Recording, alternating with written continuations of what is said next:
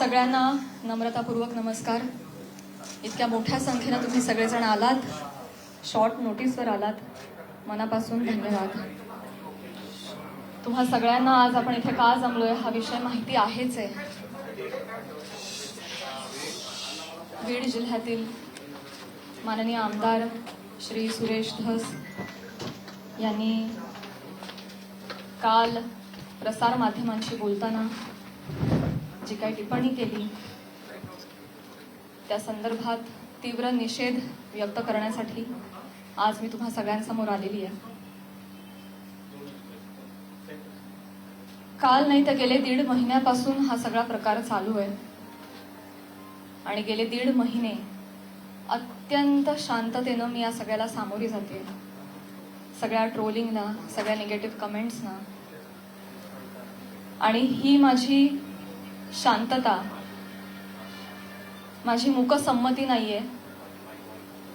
मी माझ्यासारख्या अनेक महिला, कलाकार या सगळ्यांची ही हतबलता आहे. हे शांत राहणं तुम्हा सगळ्यांमुळे कुठे ना कुठेतरी आमच्यावर बेतलेलं आहे. एक व्यक्ती आपल्या कुठल्या तरी रागाच्या भरात, उद्वेगाच्या भरात काहीतरी बरळून जाते. त्यानंतर त्या 2 वाक्यांचा मीडिया 1000 व्हिडिओ करतो, तेवढेच शब्द पकडतो, त्याच्यावर 1000 व्हिडिओज बनतात युट्यूब चॅनल्सवर. मग एका सेलिब्रिटीला त्याच्यावर वक्तव्य करणं भाग पाडलं जातं. मग ती बोलते, मग परत पहिल्या व्यक्तीला वाटतं आता आपण बोललंच पाहिजे, मग ती परत व्यक्ती बोलते, मग आता परत बोलणं क्रमप्राप्त होतं कारण आता नाही बोलली का, गप्प बसली का, मागे हटली, मग ही परत व्यक्ती बोलते. ही चिखलफेक चालू राहते, महिलांची अब्रू निघत राहते आणि सगळ्यांचं मनोरंजन होतं. हे होऊ नये, सगळ्या समाज माध्यमांसमोर ही चिखलफेक होऊ नये म्हणून मी यात पडले नाही. मी शांत बसणं हा पर्याय स्वीकारला. या गटारात मी दगड टाकणं योग्य समजलं नाही. ऑल्सो मला असं वाटलं की हा विषय इतका खोटा आहे, ही गोष्ट इतकी धादांत खोटी आहे, त्याला काही बेस नाही. एका सांस्कृतिक कार्यक्रमामध्ये सत्कार स्वीकारताना काढला गेलेला एक फोटो, ती आमची एकमेव भेट, धन्यवाद, हा एकमेव संभाषण, एक शब्द, याच्यावरून एवढी आवई उठावी, त्याला मी का प्रत्युत्तर देऊ? जेव्हा त्या गोष्टीवर मी भाष्य करते 10 लोकांपर्यंतची गोष्टी 1000 लोकांपर्यंत पोहोचतात. ती जर गोष्ट खोटीच असेल तर ती किती काळ टिकणार? त्या गोष्टीला आपण किती महत्व द्यायचं? म्हणून मी त्या गोष्टीकडे दुर्लक्ष केलं. शांत बसणं मी योग्य समजलं आणि याला भरपूर साथ होती ती मी ज्या व्यक्तींबरोबर काम करते, ज्या संचाबरोबर काम करते, माझं कुटुंब, माझा मित्रपरिवार, सगळे आप्तेष्ट, महाराष्ट्रातली जनता, प्रेक्षक, ज्यांचं प्रेम आहे माझ्यावर. कोणीही माझ्यावर एका शब्दानेही कधी शंकेच्या दृष्टिकोनातून पाहिलं नाही, कधीही मला विचारलं देखील नाही. प्रत्येक जण भेटला त्यावेळी हे म्हणाला, प्राजक्ता योग्य करतेस, शांत राहा, धीरानं सामोरी जा. या अशा आवया उठतात आणि निघून जातात, सरपास होतात, तू शांत राहा, धीरानं सामोरी जा. ह्या सगळ्यांचा माझ्यावरचा विश्वास नाही. मी आधी पूर्ण करेन माझं सगळं. माईक मध्ये सर्व इको होतो, त्याच्यामुळे तुम्ही फक्त माईक तुम्ही बोला. Sorry for interrupt.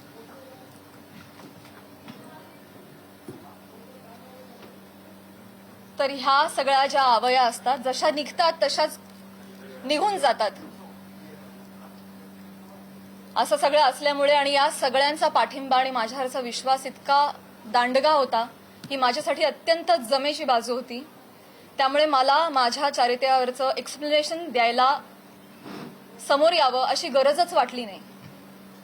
आज ही वेळ येतेय, ही अत्यंत नामुष्की आहे आणि ती वेळ आली आहे कारण एक लोकप्रतिनिधी याच्यावर टिप्पणी करतात. एखादी रूमर आहे, रूमरचंही खरं त्याला स्थान नाहीये, पण एखादी असंच उठलेलं वावटळाविषयी जेव्हा लोकप्रतिनिधी, जे लोक ज्यांना आपण जनतेनं निवडून दिलंय, आपले प्रश्न विधिमंडळात जाऊन त्यांनी आपले प्रश्न मांडावेत, आपल्यासाठी न्याय मागावा, आपल्या हक्कांचं रक्षण करावं, आपलं रक्षण करावं, अशी ज्यांच्याकडून आपली अपेक्षा आहे, अशी मंडळी जेव्हा आपल्यावर चिखलफेक करतात तेव्हा ही गोष्ट गांभीर्यानं घेण्याची वाटली मला, आणि म्हणूनच आज मी तुम्हा सगळ्यांसमोर आले. काल जर हे असं बोलले नसते तर मी तशी शांत बसले होते आणि मी याच्यावर कधी कधी भाष्य केलं नसतं, पण काल त्यांनी ते वक्तव्य केल्यामुळे मला आज तुम्हा सगळ्यांसमोर यावं लागलं. कारण जेव्हा एक लोकप्रतिनिधी असतो जो हजारो लाखोंचं नेतृत्व करतो, लाखो जनता त्यांच्या विचारांना फॉलो करते, जेव्हा ते बोलतात तेव्हा त्यांची विचारधारा लाखोंची विचारधारा होते, ते त्या गोष्टींवर कुठेतरी ठसा उमटवतात आणि खरी आहे असं भासवतात, तेव्हा मात्र ही फार गंभीर बाब होऊन जाते. माझा एक बेसिक प्रश्न आहे सुरेश धस साहेबांना. तुम्ही एक राजकारणी आहात, आम्ही एक कलाकार आहोत. तुम्ही एका दुसऱ्या राजकारणावर कुठेतरी कुरघोडी करताय, टीका करताय, तुमचं जे काय चालू आहे लखलाभ तुम्ही ते करत राहा. या सगळ्यांमध्ये तुम्ही कलाकारांना का खेचता? आम्हा कलाकारांचा ह्याच्यामध्ये काय संबंध? काय बीडमध्ये काहीतरी कायदा सुव्यवस्थेचा काही प्रश्न निर्माण झालेला आहे, त्याच्यावर भाष्य करत असताना कलाकारांवर गाडी का घसरते? बर, ते इव्हेंट मॅनेजमेंट विषयी काहीतरी सांगत होते की यांच्याकडून शिकावं इव्हेंट मॅनेजमेंट, मान्य. पण मग महिला कलाकारांचीच का नावं येतात? का परळीला कधीच कोणी पुरुष कलाकार गेला नाही का हो कार्यक्रमाला? त्यांची नावं का नाही येत? इव्हेंटमॅनचं तुम्हाला जर एक उदाहरण द्यायचं आहे तर पुरुष कलाकारांची नावं घ्या ना. महिलांची नावं घेऊन अतिशय कष्टानं ज्या महिला अतिशय छोट्या फॅमिलीमधून येऊन संघर्षमय आयुष्य जगत मोठ्या होतात आणि आपलं एक नाव कमवतात, त्यांची प्रतिमा ते असं बोलून डागाळतात, हे कितपत योग्य आहे? तुम्हाला उदाहरण द्यायचं, तुम्ही पुरुष कलाकारांची नावं घ्या, पण त्यांनी तसं केलं नाही. त्यांनी त्यांच्या वैयक्तिक स्वार्थासाठी फिल्म इंडस्ट्रीमध्ये काम करणाऱ्या महिलांची नावं घेतली, त्याचा वापर केला, गैरवापर केला. त्यांनी स्वतःचा टीआरपी वाढवण्यासाठी महिलांची नावं घेतली, अतिशय कुत्सितपणे टिप्पणी केली, अतिशय कुत्सितपणे. एक कलाकार म्हणून वेगवेगळ्या शहरांमध्ये जाणं, प्रेक्षकांचं मनोरंजन करणं हे कलाकारांचं काम आहे. आणि फक्त परळी नाही, महाराष्ट्राच्या कानाकोपऱ्यात जाऊन मी याही आधी कार्यक्रम केलेले आणि यापुढेही करत राहणार, आणि सगळेच कलाकार करतात. याआधीही हजारो नेत्यांबरोबर, प्रतिथयश क्षेत्रातल्या सगळ्या मान्यवरांबरोबर फोटो आहेत. मग तो फोटोचा रेफरन्स उचलून तुम्ही कोणाही बरोबर असं नाव जोडून टाकणार का? हे एक महिला म्हणून, महिला कलाकार म्हणून मला अतिशय ही बाब निंदनीय वाटते. महाराष्ट्रातल्या राजकारण्यांना हे कृत्य शोभत नाही. बरं, ते जे बोललेत ते इतकं कुत्सित आहे. अच्छा, त्या पण येतात का परळीला? अच्छा. कोणाला जर नवा चित्रपट वगैरे करायचा असेल तर परळी पॅटर्न अवलंबावा. त्यांचा जे काय जवळचा पत्ता वगैरे काय म्हणायचंय काय तुम्हाला? तुम्ही फक्त महिला कलाकारांच्या चारित्र्यावर शिंतोडे नाही उडवत आहात, महिलांच्या कर्तृत्वावर सुद्धा तुम्ही प्रश्नचिन्ह उपस्थित करताय. का? कुठल्याही पुरुषाच्या किंवा राजकारण्याच्या कुबड्यांशिवाय एखादी महिला स्वकर्तृत्वावर यशस्वी होऊ शकत नाही का? कष्टांनी आणि मेहनतीनं एखादा माणूस मोठा होतो, याच्यावर तुमचा विश्वास का नाही बसत? ही अशी टिप्पणी करून तुम्ही माझी नाही, आम्हा महिलांची नाही, स्वतःची मानसिकता दाखवताय असं मला वाटतं, आणि ही अतिशय खेदजनक बाब आहे. मला पाणी आणि टिश्यू द्या.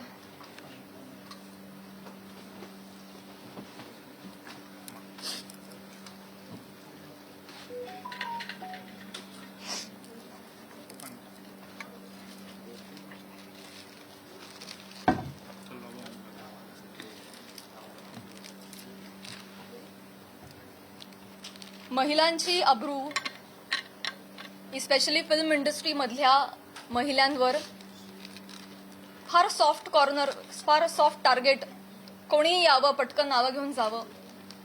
तुम्ही तुमच्या राजकारणासाठी, मी विनंती करते, तुमच्या वैयक्तिक राजकारणासाठी तुम्ही फिल्म क्षेत्रात मधल्या महिलांच्या नावाचा गैरवापर करणं बंद करावं अशी मी त्यांना विनंती करते.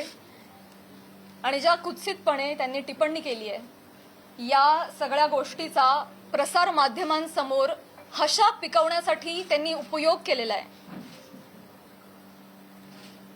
हे वागणं महाराष्ट्रातल्या राजकारण्यांना शोभत नाही. ही अतिशय निंदनीय बाब आहे. आणि म्हणूनच ज्या कुत्सितपणे त्यांनी टिप्पणी केली आहे आणि हशा पिकवलाय प्रसार माध्यमांसमोर कसं बोलावं काय बोलावं याचं ज्यांना भान नाहीये त्यांना मी विनंती करते की त्यांनी तितक्याच विनम्रतेनं माझी जाहीर माफी मागावी. आणि फक्त माझीच नाही माझ्याबरोबर अनेक महिलांचा त्यांनी चुकीचं नाव घेऊन उल्लेख केलेला आहे. आणि या गोष्टीचा एक उपयोग करून मी त्यांना हेही सांगू इच्छिते की अशा पद्धतीनं कुठल्याही राजकीय गोष्टीसाठी फिल्म इंडस्ट्रीमधल्या महिलांच्या नावाचा गैरउपयोग होता कामा नये. पुढे जाऊन मी हेही सांगू इच्छिते मी आज महिला आयोगाकडे तक्रार केलेली आहे. फोन सायलेंट करा. महिला आयोगाकडे दुपारी तक्रार नोंदवलेली आहे. मी त्यांनाही रिक्वेस्ट केलेली आहे की कायद्याच्या चौकटीत राहून तुम्ही याच्यावर योग्य ती कारवाई करावी.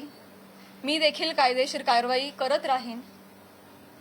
याचबरोबर माननीय मुख्यमंत्री साहेब उपमुख्यमंत्री साहेब यांना देखील मी विनंती करते काय या दोन व्यक्ती दोन वाक्य बोलून गेल्या पण प्रसार माध्यमं तेवढीच दोन वाक्य घेऊन त्याचे 1000 व्हिडिओ बनवतात. इतके वाईट मथळे देतात हेडलाईन्स देतात. समोरच्या माणसाच्या आयुष्यात तुमच्या या मथळ्यांमुळे एक वादळ येऊ शकतं. त्यांच्या करिअरवर परिणाम होऊ शकतो. त्यांची प्रतिमा डागाळली जाऊ शकते. त्यांचं करिअर बर्बाद होऊ शकतं. ते डिप्रेस होऊ शकतात. ते आत्महत्या करू शकतात. तुम्हाला काळजी वाटत नाही या गोष्टीची? आपण आपला टीआरपी वाढवण्यासाठी आपण आपला एक सेट टार्गेट अचीव करण्यासाठी कुठल्या थराला जाऊन बातमी करतो त्याचं किती वेगवेगळ्या पद्धतीनं. आता फॉर एन एक्झाम्पल कालच मी ही बातमी वाचली आणि ती इतकी हर्टफुल होती. बीडमधील हत्या प्रकरणात आता प्राजक्ता माळींचंही नाव जोडलं जातंय. काय संबंध काय दोन गोष्टींचा? आपण काय हेडलाईन्स करतो त्याचा समोरच्या माणसावर. ही माझी आई रात्रभर झोपली नाही 1.5 महिना. मला वाटत नाही तिला शांत झोप लागली असेल. एक कमेंट नाही जी यांनी वाचली नाही. हा माझा भाऊ यांनी सोशल मीडिया बंद करून टाकला. सगळे अकाउंट्स डिलीट केले.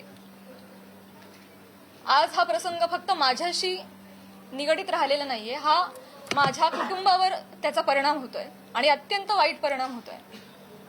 समाजामध्ये अशा पद्धतीनं प्रतिमा डागाळली जाणं एका मुलीची आणि स्पेशली फिल्म क्षेत्रामध्ये काम करणाऱ्या मुलीची ह्याला तोंड देणं अजिबात सोपी गोष्ट नाहीये.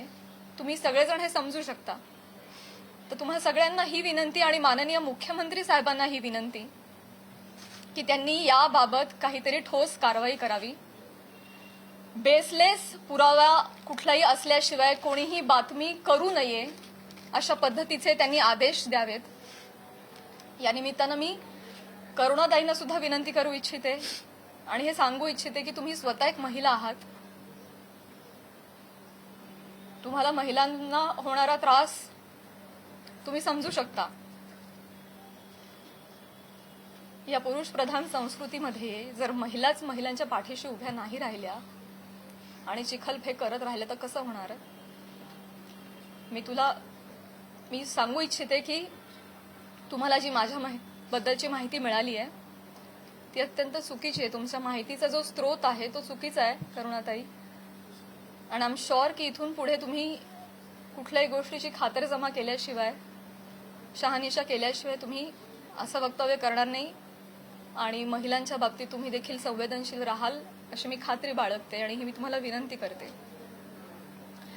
आणि मुख्यमंत्री साहेबांना ही विनंती करते की एका कार्यक्रमातला एका मंत्र्याबरोबरचा एक फोटो याच्यामुळे इतकं वादंग उठावं आणि इतकी आवई उठावी आणि त्याच्यावर हजारो न्यूज पोर्टल्सनी युट्यूब चॅनल्सनी ह्याच्या न्यूज बनवाव्यात आणि वाटेल तसे ते लाईक्स आणि सबस्क्रिप्शन वाढवत राहावेत.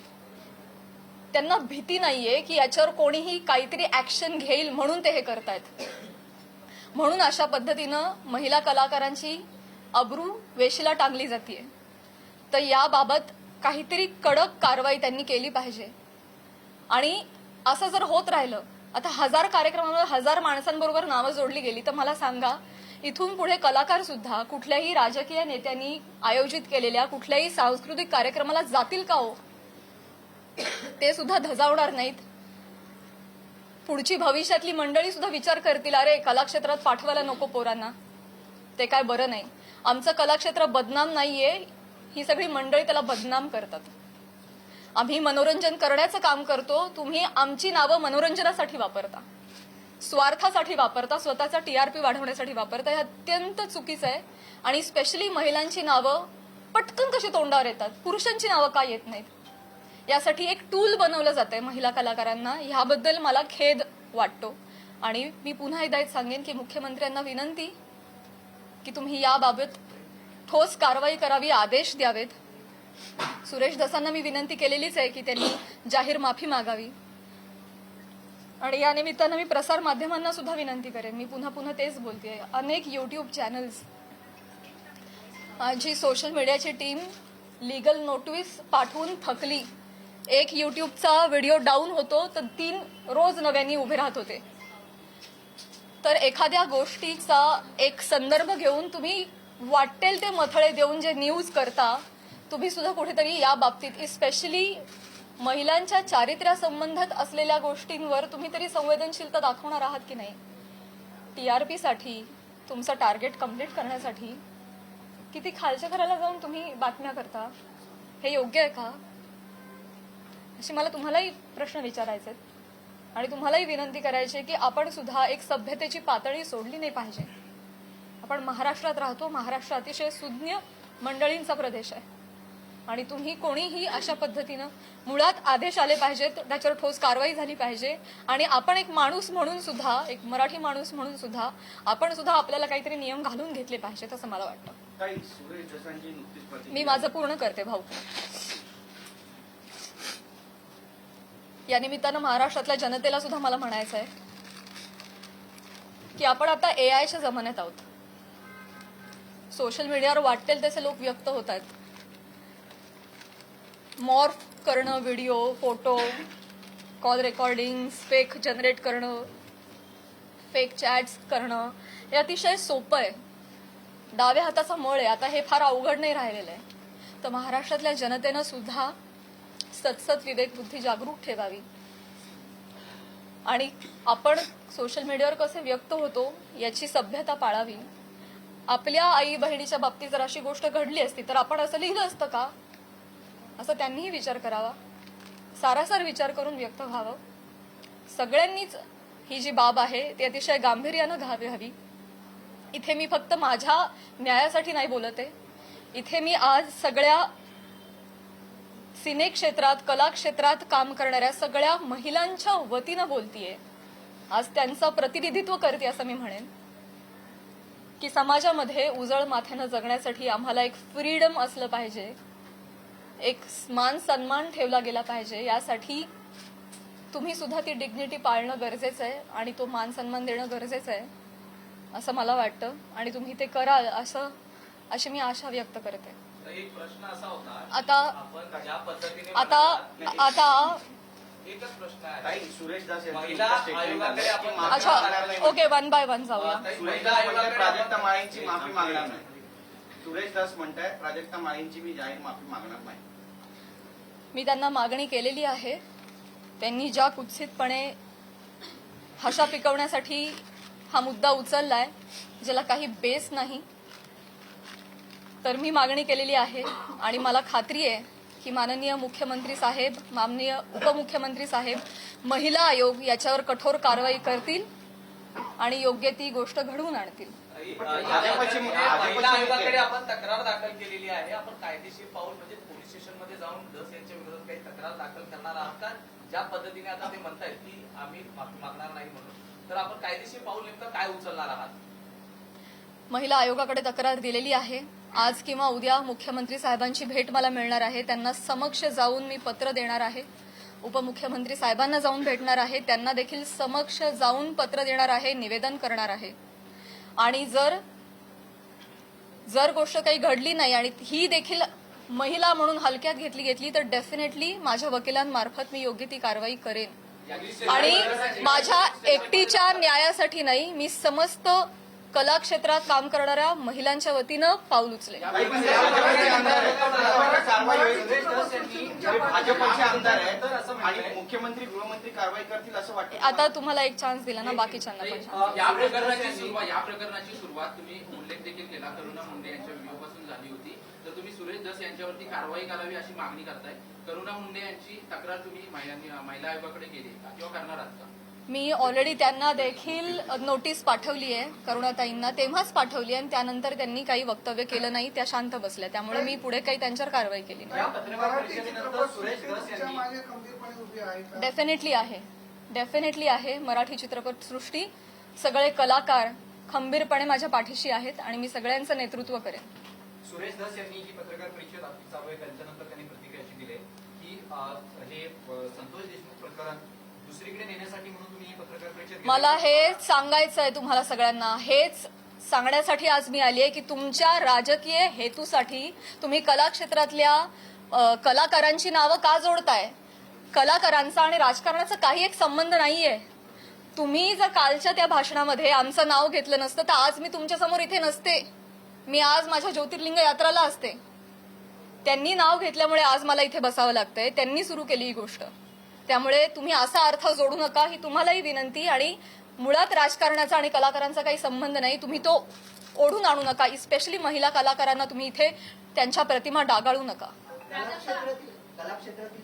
येस, हो, इथे मुलगी बोलतीये. या सगळ्या चिखलफेकमुळे कुठेतरी कलाकार कोणत्याही गोष्टीवर भूमिका घेताना म्हणजे काचकूच करतात असं वाटतं का?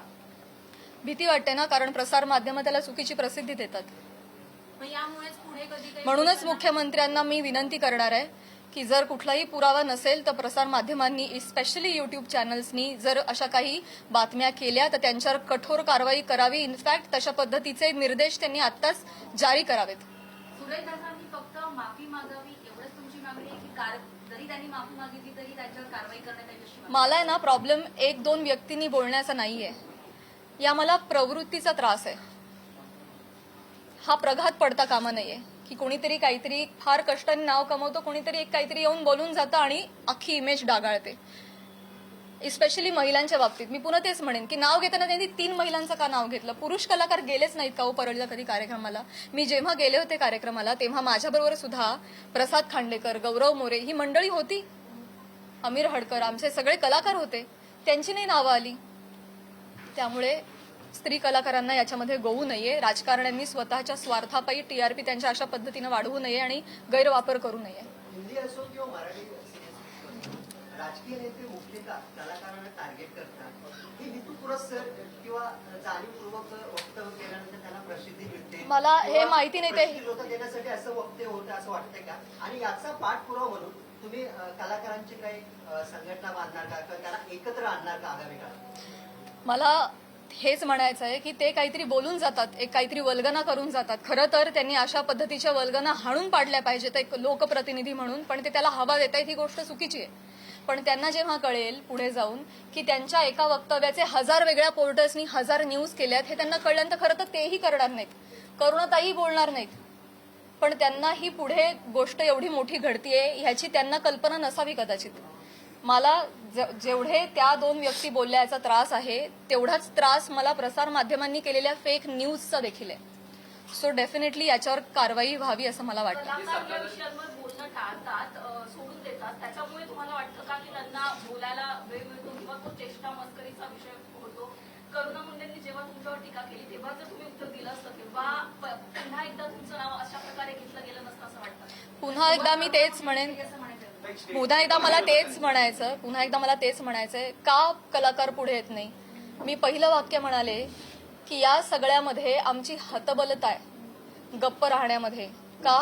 कारण समाज माध्यमांमध्ये ही चिखलपेक चालू राहते. विषय एवढा असतो कुठेतरी वेगळीकडे जाऊन पोचतो. आज तुम्हाला काय वाटतंय हे चालू राहतं. त्यामुळे कलाकार शक्यतो यामध्ये पडत नाहीत. आणि बरीच मंडळी, मी फक्त कलाक्षेत्र म्हणत नाही, बऱ्याच क्षेत्रांमधली मंडळी गप्प राहणं हा पर्याय निवडतात. कारण हे असं जाहीरपणे चिखलफेक होत राहते. म्हणूनच या संदर्भात जर काहीतरी रूल्स अँड रेग्युलेशन्स आले, कठोर नियम आले की जर या गोष्टीमध्ये तथ्य सापडलं नाही, जर कुठला पुरावा सापडला नाही तर त्यांच्यावर कायदेशीर कारवाई होईल त्या न्यूज पोर्टलवर किंवा युट्यूब चॅनलवर, असा जर आपल्याकडे नियम आला ना तेव्हाच जाऊन हे बंद होणार आहे. तर असा नियम काढावा हीच विनंती आहे माझी मुख्यमंत्री साहेबांना. पण तुम्हाला जाणीवपूर्वक टार्गेट केलं जातंय. नाही असं काही नाही. त्यांनी माफी नाही मागितली तर पुढची भूमिका काय असेल? मला हा नियम आणायचा आहे. मला या निमित्तानं प्रसार माध्यमांमध्ये जे काही न्यूज होतात त्याला पुराव्यांची जोड नसेल तर तुम्ही ते करू नका, केलं नाही पाहिजे. ते खोटं आढळल्यास कायदेशीर कारवाई होईल अशा पद्धतीचा नियम आला पाहिजे. हे माझं खरं उद्दिष्ट झालंय. आता तुम्ही म्हणाल की मुंबईत जाऊन मी बोलणार आहे प्राजक्ता माळींसोबत. स्वागत आहे.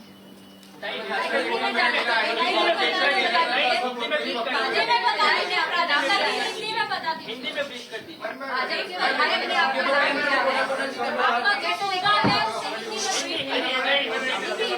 ओके. एका पत्रकाराला देते. एका पत्रकाराला 4 वेळा संधी नाही मिळू शकणार. आपका नाम लिया, भाजपा विधायक ने आपका नाम लिया है जिस पर आप आज मराठी होता होता ना ताई. थोड़ा एक्सप्लेन हो देना, क्या बताएंगे इस पर? सगळ्यात शेवटी हिंदी बोलू, मराठी अजून 1-2 प्रश्न घेते. त्यांनी आत्ताच असं देखील म्हटलंय की तुम्ही एक प्रश्न विचारला ना? मी नाही विचारला. नक्की विचारला नाही.